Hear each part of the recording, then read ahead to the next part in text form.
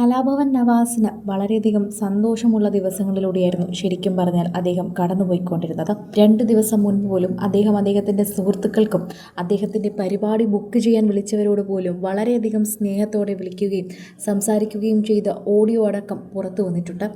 അദ്ദേഹം സെപ്റ്റംബറിന് UK പോകാനിരിക്കുകയായിരുന്നു. അവിടെ മലയാളികളുടെ അസോസിയേഷനിൽ തന്നെ എത്തി അവിടെ കലാപരിപാടി അവതരിപ്പിക്കാൻ അദ്ദേഹം ഏൽക്കുകയും ചെയ്തിട്ടുണ്ടായിരുന്നു. അദ്ദേഹത്തിന് വളരെയധികം തന്നെ താല്പര്യമുള്ള ഒരു ഷോ തന്നെയായിരുന്നു അത് എന്ന് പറയാം.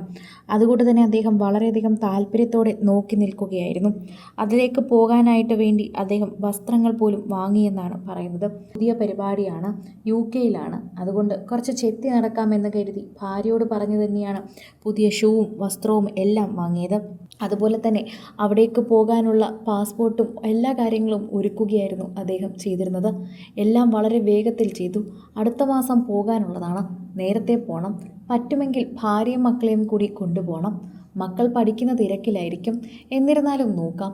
ഇങ്ങനെയൊക്കെയായിരുന്നു നവാസിൻ്റെ പദ്ധതി. എന്നാൽ ആ പദ്ധതികൾക്കൊന്നും അധികം ആയുസ്സുണ്ടായിരുന്നില്ല.